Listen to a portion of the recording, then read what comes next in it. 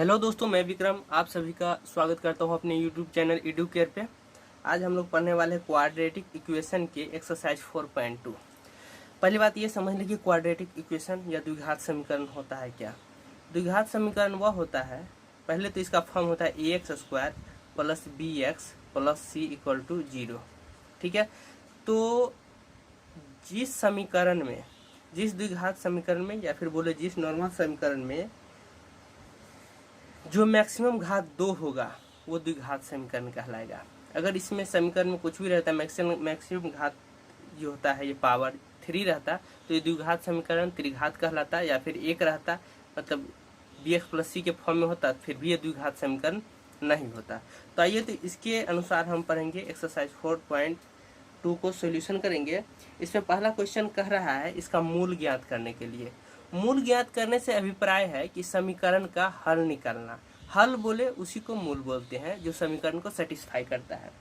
तो एक्सरसाइज 4.2 में पहला क्वेश्चन दिया गया है, पहला दिया गया है x² minus 3x minus 10 equal to 0। इसको समीकरण को कैसे सॉल्व करेंगे? तो x² है, x², ये 10 जो होता है ये इसके आगे जो साइन रहता है वो साइन, इसके गुणनखंड को वो साइन का यूज करके ये बीच वाला ये bx का फॉर्म रहता है उसको लाना होता है। तो ये कितना होगा गुणनखंड? इसको अगर हम देख ले तो 5 को 2 से गुना करेंगे तो 10 आएगा, मतलब 5, और ये साइन है घटाने का तो घटाएंगे तो माइनस है ना, माइनस से कितना है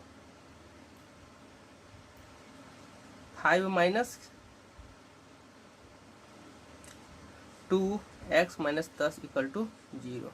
अब क्या हो जाएगा x² minus 5x plus 2x minus 5x minus minus plus 2x minus 10 equal to 0। ये क्या हो जाएगा x² और 5x में क्या कॉमन मिलता है? x मिलता है। इसमें क्या बच जाएगा x, इसमें क्या बचेगा 5, प्लस है तो यहाँ प्लस, दोनों में क्या है कॉमन 2, इसमें क्या बचेगा x, इसमें क्या बचेगा 5 इक्वल टू 0। ठीक है, यहाँ हम क्या है ये और ये दोनों सेम है तो एक बार दोनों में से एक ठो को लिख लेंगे। और ये क्या है x और ये +2 है तो +2 दे दिए बराबर 0। अब ये क्या है, ये इक्वेशन में दोनों फॉर्म का इक्वल टू 0 आ रहा है तो अलग अलग हम देखेंगे कि अगर यदि x माइनस 5 इक्वल टू 0 तो x इक्वल टू क्या हो जाएगा, ये उस साइड जाके 5 हो जाएगा, 5 हो जाएगा। और ये x प्लस 2 इक्वल टू 0 है तो x इक्वल टू कितना हो जाएगा -2 हो जाएगा। तो द्विघात समीकरण का ये मतलब होता है कि ये द्विघात समीकरण में x रहे या y रहे, जो x रहे या y रहे, तो अगर y रहता तो y² plus minus 3y minus 10 रहता तो y का वैल्यू आता, x है तो x का वैल्यू आएगा। और द्विघात समीकरण में उस चीज़ का 2 वैल्यू आएगा, जैसे x का द्विघात समीकरण है तो x का 2 वैल्यू आया, x का +5 और x का -2। तो अब हम देखते हैं क्वेश्चन नंबर 1 में इसी टाइप से है। तो आपको 5 क्वेश्चन दिया गया है, अन्य क्वेश्चन आप सॉल्व करके देखिएगा। और कोई प्रॉब्लम होगा तो मुझे कमेंट बॉक्स में पूछिएगा, मैं उसका आंसर दे दूंगा। और हम आगे बढ़ते हैं क्वेश्चन नंबर 3 में, 2 नंबर में कह रहा है उसे हल करने के लिए। और क्वेश्चन नंबर 3 में कह रहा है कि ऐसी 2 संख्या ज्ञात कीजिए जिसका योग 27 हो, 827 हो और उसका गुणनफल 182 हो। तो माना कि इसमें कह रहा है 2 संख्याओं का योग 27 है, तो पहला संख्या मानते हैं, माना कि पहली संख्या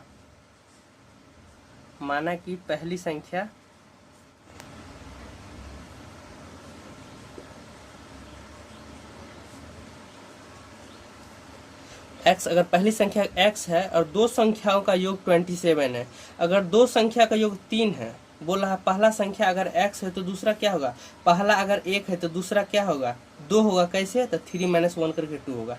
इसी प्रकार बता रहे हैं, माना कि पहली संख्या अगर मैंने मान लिया पहला संख्या x है और 2 संख्या का योग 27 है तो दूसरी संख्या क्या होगा, दूसरी संख्या 27 - x हो जाएगा। क्या हो जाएगा 27 - x हो जाएगा। अब क्वेश्चन में कह रहा है, अकॉर्डिंग टू क्वेश्चन, प्रश्न से कह रहा है क्या कि दोनों संख्या का गुणनफल 182 है, x into 27 - x equal to 182।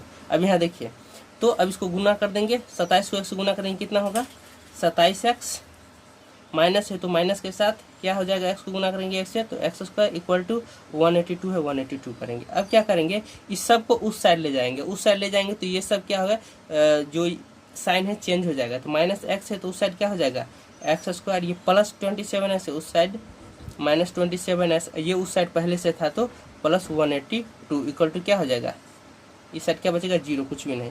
अब क्या करेंगे, अब इसको गुणनखंड करके जो पिछला मैंने पहला क्वेश्चन बताया था उस प्रोसेस से करेंगे। एक्स स्क्वायर ये हो जाएगा माइनस 14x और minus 13x plus 182 equal to 0। दोनों में क्या है कॉमन, x है तो क्या हो जाएगा, इधर बच जाएगा x, इधर बच जाएगा 14, इधर दोनों में कॉमन क्या है 13 ले लिया कॉमन, माइनस ये कितना बच गया x, माइनस यहाँ कॉमन है तो यहाँ क्या हो जाएगा माइनस हो जाएगा, और ये कितना हो जाएगा ये 14 बराबर 0। दोनों सेम है, एक ले लेंगे x माइनस 14, यहाँ x है तो x ले लिए और यह माइनस 13 है तो माइनस 13 ले लिए 0। वही प्रोसेस, दो हल निकालना है या मूल ज्ञात करना है। यहाँ बोल रहा है कि पहली संख्या और दूसरी संख्या निकालने के लिए x माइनस 14 से लेंगे, x माइनस 14 इक्वल टू 0 तो x बराबर 14, और दूसरी में क्या हो जाएगा x माइनस 13 इक्वल टू 0 तो x इक्वल टू कितना हो जाएगा 13। अगर पहला से अगर माने पहली संख्या कितना है x, तो कितना हो गया पहला के हिसाब से 14, और दूसरी संख्या क्या हो जाएगा, दूसरी संख्या बराबर क्या हो जाएगा 27 माइनस एक्स, तो कितना हो जाएगा 27 में से 14 घटा देंगे कितना आ जाएगा 13, और दूसरा से हम चेक करेंगे सेम ही आएगा। पहली संख्या अगर पहला 14 हुआ तो दूसरा 13, और यहाँ अगर पहला x लेंगे, पहला संख्या x है तो ये 13 आएगा, और दूसरा क्या हो जाएगा 27 माइनस एक्स है तो 14 हो जाएगा। तो इस प्रकार दोनों हिसाब से आंसर क्या आता है 13 और 14। तो पहली संख्या 14 और दूसरी संख्या 13 मान सकते हैं, या पहली संख्या 13 14 कोई बनाइएगा लिखिएगा तो सही होगा। अब बढ़ते हैं हम क्वेश्चन नंबर 4 की ओर। क्वेश्चन नंबर 4 में कह रहा है दो क्रमागत धनात्मक पूर्णांकों का जो बोला, दो क्रमागत धनात्मक पूर्णांक ज्ञात कीजिए जिनके वर्गों का योग 365 है। क्रमागत धनात्मक पूर्णांक कह रहा है, जैसे कि कोई अगर 2 है उसके आगे 3, मतलब क्रम के अनुसार, अगर कोई 50 है तो 51, इस प्रकार से कोई लेना है। तो पहले मुझे पता है नहीं, यही चीज़ तो निकालना है कि कौन वैसा वो दो धनात्मक पूर्णांक है जिसका योग है कितना है 365 है। तो माना कि पहला धनात्मक पूर्णांक, माना कि प्रथम धनात्मक पूर्णांक कितना है, मान लिए x, और दूसरा क्या हो जाएगा क्रमागत है तो इसके जस्ट बाद वाला होगा तो क्या हो जाएगा x प्लस 1। ठीक है, जस्ट पहले बाद वाला होगा तो क्या होगा एक बढ़ जाएगा। तो क्वेश्चन से क्या कह रहा है, प्रश्न से क्या कह रहा है कि दोनों का वर्गों का योग 365 है। दोनों का वर्ग का योग कर देते, इसके वर्ग का योग प्लस इसके वर्ग का योग कितना बता रहा है 365 है। तो क्या हो जाएगा x का स्क्वायर करेंगे तो x square plus x plus 1 का स्क्वायर क्या हो जाएगा s square plus 2x plus 1 equal to 365। x square कितना हो जाएगा 2x square plus 2x plus 1 है, ये इस साइड आके माइनस हो जाएगा कितना माइनस 364 इक्वल टू 0। ये 2 कॉमन ले लेंगे और उस साइड भेज देंगे कितना हो जाएगा, तो वो x square plus x minus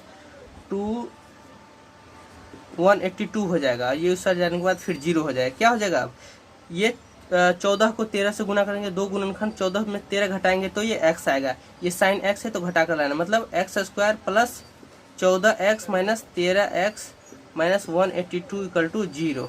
ये दोनों में कॉमन क्या है x है, ये बच गया क्या, इसमें x बचा, इसमें क्या बचेगा 14 बचेगा, इसमें क्या है दोनों में 13 है और इसमें क्या है x, ये माइनस है तो माइनस माइनस प्लस यहाँ हो जाएगा, और ये कितना हो जाएगा 14 equal to 0।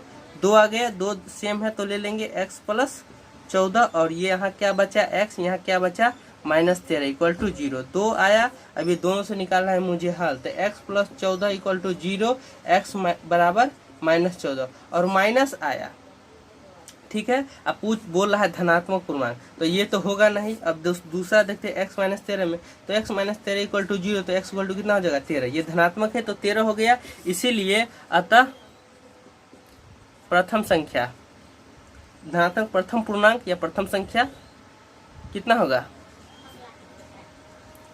x equal to 13, और दूसरा क्या हो जाएगा, दूसरा पूर्णांक क्या हो जाएगा x प्लस 1, x प्लस 1 है तो कितना हो जाएगा 13 प्लस 1 कितना हो जाएगा 14। तो इस प्रकार दोनों धनात्मक पूर्णांक आ गया। क्वेश्चन नंबर 5 क्या कह रहा है, कोई एक समकोण त्रिभुज है, कोई एक समकोण त्रिभुज है, इसका जो ऊंचाई है, ये ऊंचाई है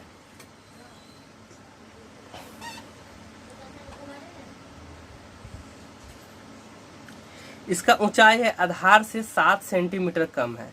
जैसे कि अगर इसका आधार जो है अगर x है तो ये 7 सेंटीमीटर कम है और बता रहा है कर्ण 13 है, ठीक है। तो क्वेश्चन में इस प्रकार बनाएंगे, क्वेश्चन नंबर 5 में कह रहा है, तो इसका सॉल्यूशन क्या हो जाएगा कि माना कि बता रहा है कोई समकोण त्रिभुज का आधार जो है ऊंचाई आधार से 7 सेंटीमीटर कम है, तो और कर्ण 13 सेंटीमीटर है, तो आधार और ऊंचाई या फिर दो अन्य जो अज्ञात भुजा है उसको निकालने के लिए बोल रहा है। तो माना कि समकोण त्रिभुज का आधार कितना हो जाएगा x, और इसका समकोण त्रिभुज का ऊंचाई क्या हो जाएगा तो x माइनस 7, मतलब 7 सेंटीमीटर कम है तो 7 हो जाएगा। ये क्या हो जाएगा यहाँ पाइथागोरस प्रमेय से, पाइथागोरस प्रमेय से, पाइथागोरस प्रमेय क्या कहता है आधार स्क्वायर प्लस लंब स्क्वायर इक्वल टू कर्ण स्क्वायर। तो कितना हो जाएगा आधार कितना है x, तो x square plus x minus 7 का स्क्वायर इक्वल टू 13 का स्क्वायर हो जाएगा। तो ये कितना हो जाएगा x स्क्वायर, ये हो जाएगा x square minus 14x plus 49 बराबर 169, 13 का स्क्वायर होता है। और x स्क्वायर कितना हो जाएगा 2x स्क्वायर, ये माइनस 14x है तो माइनस 14x, ये इस साइड से आकर क्या हो जाएगा माइनस हो जाएगा, तो 169 से 49 घटेगा कितना आ जाएगा 120 इक्वल टू 0। 2 कॉमन लेके उस साइड भेज देंगे तो कितना हो जाएगा x square minus 7x minus 60 equal to 0, कितना हो जाएगा एक्स स्क्वायर माइनस 12 पंचे 60, तो हो जाएगा 12x प्लस 5x माइनस 60 बराबर 0। इस दोनों में कॉमन क्या है x, तो x minus 12 plus 5x minus 12 equal to 0। कितना हो जाएगा, एक ये ले लेंगे तो x माइनस 12, ये क्या है x और ये है प्लस 5, तो प्लस 5 इक्वल टू 0। पहला कंडीशन में है x माइनस 12 इक्वल टू 0, तो x इक्वल टू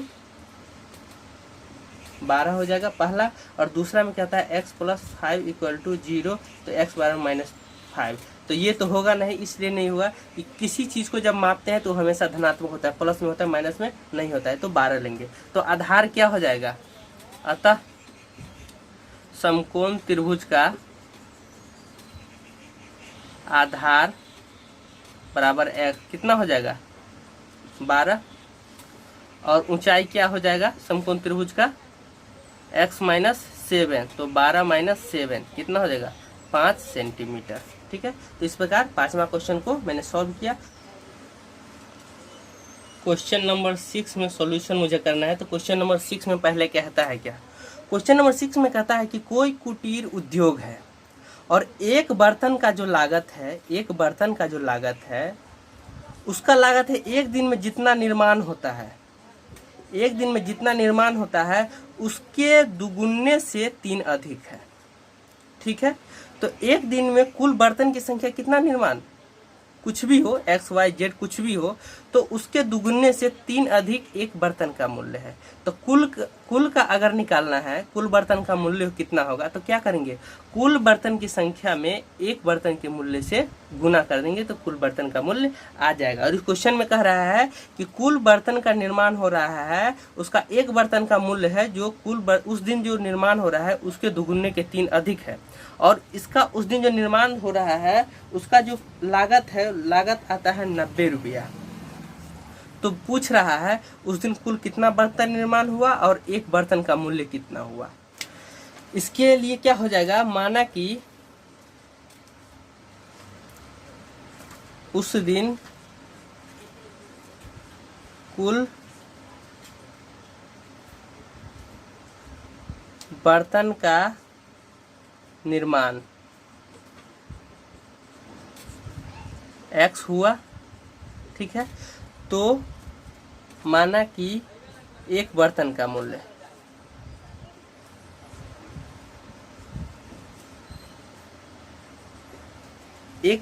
मूल्य बोल रहा है दुगुने से 3 अधिक, तो कुल बर्तन का मूल्य दुगुने, तो दुगुने प्लस 3 अधिक, तो 3 अधिक है। तो प्रश्न से क्या कह रहा है, उसका कुल लागत है उस दिन का 90 रुपया। तो कुल बर्तन x और एक बर्तन का मूल्य 2x प्लस 3 गुना करने के बाद ये टोटल आ जाएगा 90। अब क्या हो जाएगा, 2x square plus 3x equal to 90, 2x square plus 3x, ये इस साइड जाके हो जाएगा -90 इक्वल टू 0। अब ये कितना हो जाएगा, 90 दूना 180, तो 180 का 2 गुना निकालना है, जिसे 3 आना चाहिए, तो 15 और 12 हो जाएगा। तो हो जाएगा 2x square plus 15x minus 12x minus 90 equal to 0। ये क्या, दोनों में कॉमन क्या है, तो x है। इसमें क्या बचा, तो 2x बचा, इसमें 15 बचा। इस दोनों में कॉमन है 2 है, 12 6 15 6 का 90, तो 6 यह कॉमन बचा, और ये 2x 6 कॉमन बचा, और यहाँ हो जाएगा प्लस 15 इक्वल टू 0। फिर कितना हो जाएगा, 2x प्लस 15, 2x प्लस 15 एक ले लिया, यहाँ क्या बचा x, यहाँ कितना बचा -6 इक्वल टू 0। पहला कंडीशन और दूसरा कंडीशन में देखेंगे, 2x प्लस 15 इक्वल टू 0, तो x इक्वल टू हो जाएगा -15/2। और ये किसी की संख्या अगर किसी को गिनने के लिए बोलेगा तो वो 1 2 4 10 20 50 कुछ भी होगा, ऐसा थोड़ी ना होगा -1 -2 -6, ऐसा तो हो नहीं सकता, इसलिए ये होगा नहीं, पहला कंडीशन। दूसरा कंडीशन x -6 है, x -6 इक्वल टू 0, तो x बराबर कितना हो जाएगा 6, ये पॉजिटिव में, तो ये संभव है। तो बता रहा है उस दिन कुल बर्तन का कितना निर्माण हुआ, तो उस विशेष दिन कुल बर्तन का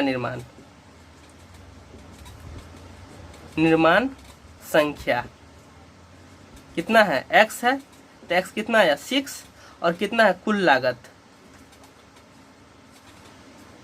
कुल लागत नहीं पूछा है, पूछ रहा है एक बर्तन का मूल्य,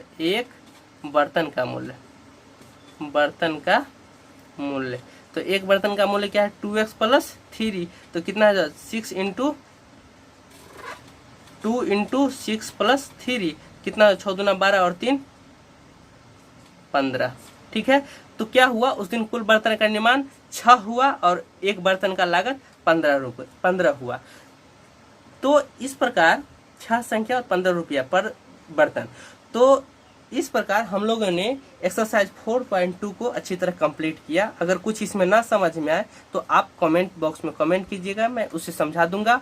और आज तक के लिए इतना ही, फिर आएंगे अगले क्लास में अगले एक्सरसाइज को लेकर, अगले टॉपिक को लेकर। बहुत बहुत धन्यवाद। जय हिंद।